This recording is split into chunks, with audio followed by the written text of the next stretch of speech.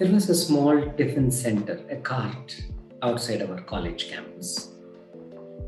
And many kids who rushed from home and did not have time to have breakfast, usually prefer to eat there than the college canteen, because this husband and wife team put together the most delicious piping hot idli, vada, dosha, puri, whatever. So there used to be a small crowd all the time. And some days I also used to go and eat when I was hungry. I also used to go and have my dosa. It's very favorite. And one single vada, because it used to melt in your mouth, so crunchy and tasty. I used to love the coconut chutney, so beautiful sambar, piping hot sambar. So one day I noticed there was this guy who was quietly eating and was looking like this. And when he saw that the owner and his wife were busy, he quietly slipped away without paying. I don't know if he had already paid, so on day one I didn't think too much about it.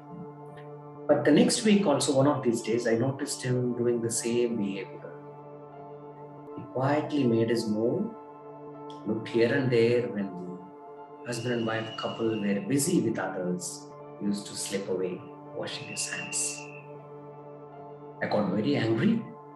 I went directly to the owner and said, "Bhai, did you notice that guy without paying you, he slipped away after eating?" And the owner looks up and smiles. "Don't worry, I'll take care of it." I said, "Okay." I didn't want to create a scene. I was getting late for my college. I went. Several years passed. I passed out of college. And one day when I came back in the morning to my college, the tiffin center was running again, a lot of crowd around. So happy. I remembered that wonderful vada I used to have. So I wanted to test whether the taste is the same. So I went up, ordered for a plate of vada, and I said, "Hi, why do you recognize me?" And he said, yeah, I recognize you. The vada was still as delicious as it was a couple of years back. And I told him, "Wow, the quality of your tiffins are even better than what I remembered. It's so nice." I complimented both of them. And I asked him, "What did you do about this guy? I don't see this cheat who used to quietly slip away after eating your food." And both husband and wife looked at me and they started laughing. I said, "What? How did you deal with him? I don't see him around." And the wife said, "He just had his tiffin and quietly slipped away like you used to say. Even today, just before you came." It's like, "What? You never pulled this guy up the last 3 years?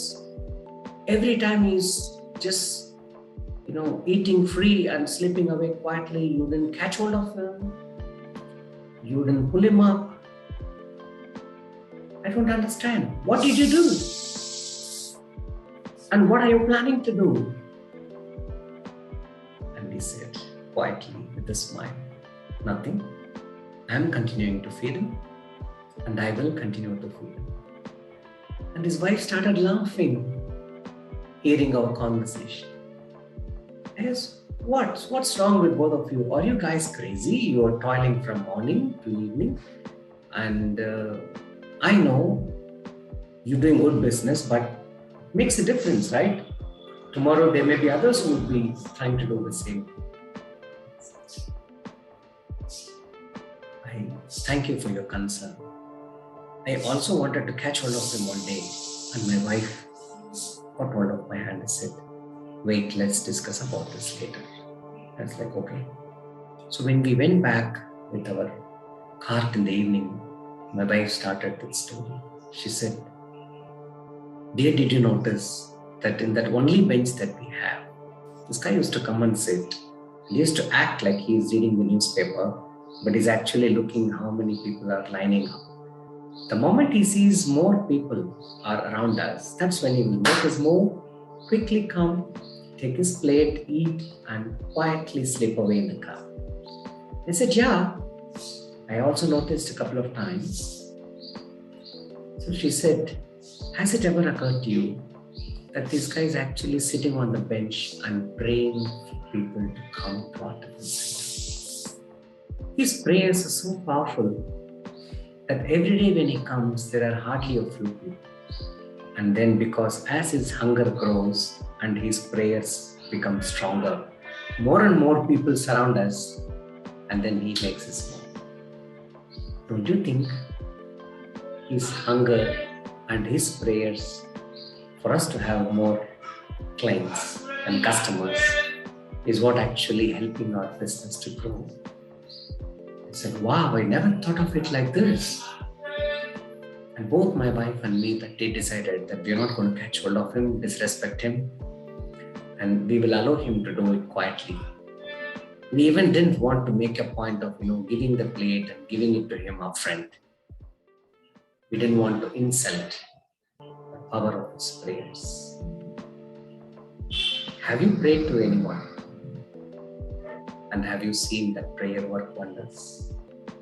Or have you felt that somebody's prayers have worked out for you? Do you often ask ourselves, do we serve to deserve? The universe has all the answers for these questions. Look within, maybe even you do have an answer. Happy Sunday.